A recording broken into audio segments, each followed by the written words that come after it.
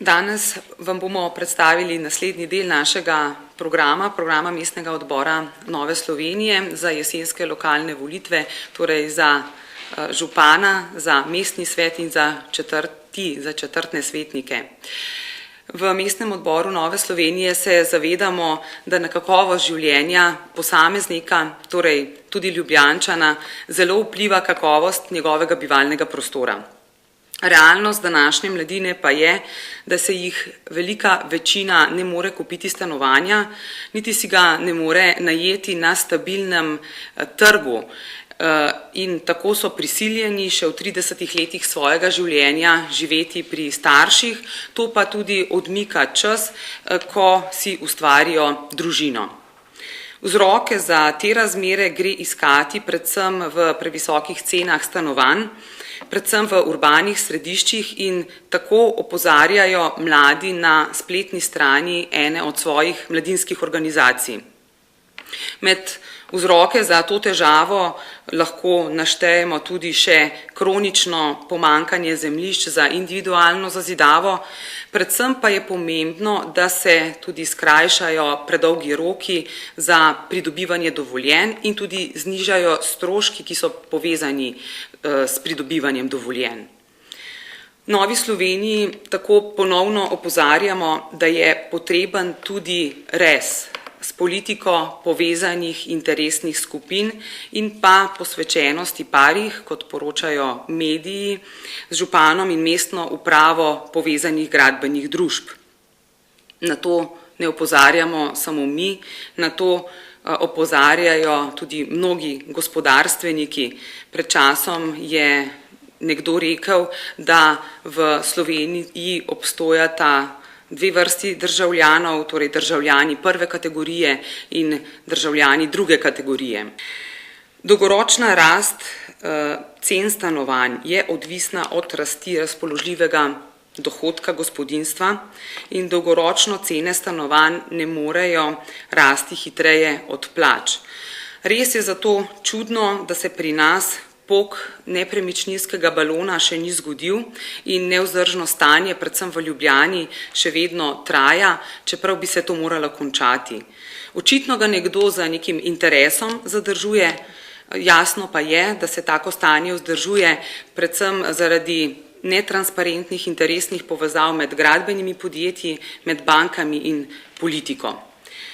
V smislu rešitve stanovanjskih težav se je pred časom veliko govorilo v zvezi z socialnimi stanovanji kot o rešitvi mladih gospodinjstev, vendar pa samo strategija socialnih stanovanj dolgoročno ne more biti ustrezna. Na to opozarjajo tudi mnogi ekonomisti. Namreč lastno stanovanje ali možnost najema lastnega stanovanja na stabilno delujočem trgu daje veliki večini družin socialno varnost, po mojem mnenju pa daje tudi neko politično stabilnost državi, tako tudi občini. Urejen trg stanovanj povečuje tudi mobilnost delavcev, kar pa jasno ugodno vpliva tudi na zmanjševanje onesnaženosti zaradi prometa. Torej lahko vidimo, da ima problematika in težave v zvezi z stanovanjsko politiko zelo močne vplive tudi na druga področja. Kot rečeno, politika, ki je osredotočena samo na izgradnjo socialnih stanovanj, sicer za ozko skupino upravičencev le podeli privilegij poceni stanovanja tej skupini, vendar pa jo hkrati lahko omeji v njeni mobilnosti pri iskanju ustreznega delovnega mesta v bližini doma. Najboljša socialna politika na stanovanjskem področju je dobro delujoč konkurenčen trg, fleksibilna zakonodaja in predvsem tudi velika razpoložljivost dovoljenj za individualno gradnjo oziroma za gradnjo manjših stanovanjskih enot. Za 30% nižje cene stanovanj v Ljubljani bi mladim razvoju mesta in državi pomagale bolj kot na primer 10 stožic, pa čeprav so mladi nad njimi navdušeni. Ko se govori o tej problematiki, se mnogokrat slišijo tudi medklici, češ, kaj pa je narobe s tem, da država oziroma občina kupi stanovanje, ko je poceni in ga potem da mladim.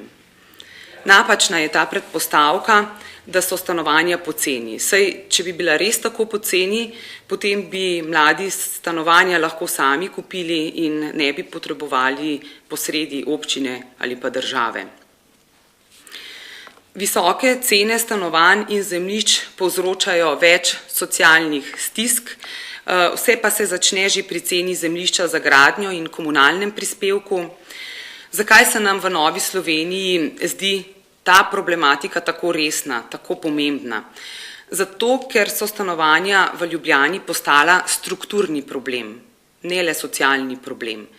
Časi, ko si niso mogli privoščiti stanovanj le socialno šibki, so minili. Danes se jih ne morejo privoščiti niti družine srednjega sloja. Tako so zaradi visokih cen stanovanj v stiski tudi mnogi Ljubljančani in Ljubljančanke, ki sicer po plači sploh ne sodijo v neko skupino socialno ogroženih. Ko v zadnjem času vlada zatrjuje, da bo vse rešil nepremičninski davek, bi morala biti pri tem zatrjevanju veliko bolj previdna. Glede nepremičninskega davka stvari še niso dovolj dodelane. Predvsem pa bi se moralo upoštevati bolj tudi pravilo in pa načelo pravičnosti, ter najprej napraviti test, da zakon ne bi dopustil izigravanja. Domišljena oblika zakona bi lahko pomagala optimalneje prerasporediti obstoječ stanovanjski fond, vendar pa v Novi Sloveniji ocenjujemo, da je politika, ki bi temeljila le na davku, zgrešena. Predvsem pa, če bo ostal v tej obliki, saj bo tak, kakršen je, z arbitrarnim odločanjem višine davka strani občin povečal tudi negotovost lastnikov nepremičnin, kar pa seveda ni dobro. Seveda pa kljub temu stvari niso brezizhodne, če si želimo nekaj spremeniti, je to tudi mogoče. Da obstoječa situacija ni normalna, je bolje, da si priznamo čim prej. Seveda pa samo želja ni dovolj samo, da želimo nekaj spremeniti, ni dovolj niti obljuba. Saj se še spomnite, ko je kandidat Janković pred 4 leti obljubljal, da bo cena stanovanja po kvadratnem metru 1800 evrov pod njegovo vladavino, pa je danes več kot očitno, da ta obljuba ne bo realizirana. Torej, potrebna je akcija. Skupaj s kandidati Nove Slovenije za občinski svet napovedujemo konec centralno vodenih nakupov in prodaj zemljišč, vodenih neposredno iz mestne hiše ali pa preko hišnih posrednikov. To pa bo imelo vpliv na znižanje cene po kvadratnem metru. Pomembno je znižati stroške za komunalni prispevek za gradnjo. To bi znižalo stroške individualne gradnje, pa tudi gradnjo za nadaljnjo prodajo, ne samo za stanovanjsko, ampak tudi za gradnjo namenjeno v gospodarske namene in pa dejavnosti. Pomembno pa tudi znižati cene komunalnih storitev na raven, predno jo je sedanji župan dvignil za več kot 70%. Omogočiti je potrebno na prostih zazidljivih zemljiščih nakup po normalni ceni ali pa možnost dolgoročnega pogodbenega najema mestnih zemljišč za gradnjo enodružinskih hiš, da bomo v Ljubljani lahko obdržali mlade družine ter da bomo obdržali življenje, vitalnost glavnega mesta. Mlade družine se predvsem v zadnjih 2-3 letih namreč selijo ven iz glavnega mesta in ljubljanske občine v primestne občine. Smiselno se nam zdi pri Novi Sloveniji pripraviti tudi programe za tiste starejše, ki sami bivajo v večjih stanovanjih in morebiti potrebujejo tudi dnevno oskrbo, pa in njihovi bližnji zaradi današnjega ritma ne morejo zagotavljati, torej smiselno je pripraviti programe, da lahko svoja stanovanja oddajo, lahko tudi začasno, potem pa si z lastnimi sredstvi z najemnino plačujejo nastanitev v domu starejših in tudi oskrbo. Vlogo mestne občine vidimo tu predvsem v smislu, da se ne ponavljajo zgodbe, kot so bile Zbiljski gaj in so vlile mnogo nezaupanja v ljudi. V Novi Sloveniji se nam zdi potrebno tudi široko odpreti razpise za izvedbo investicij, da se prepreči kartelno oblikovanje cen domačih dobaviteljev in pa ponavljamo tudi našo pobudo z dne 23. julija, da se prazne poslovne prostore na licitaciji odda za namene opravljanja gospodarske dejavnosti. In kot zadnje še vprašanje, ki ga mi je danes zastavil eden od Ljubljančanov, ko sem bila namenjena sem v te prostore na Cankarjevo 11, kdo je v obdobju sedanjega župana Zorana Jankovića dobil mestno kadrovsko stanovanje.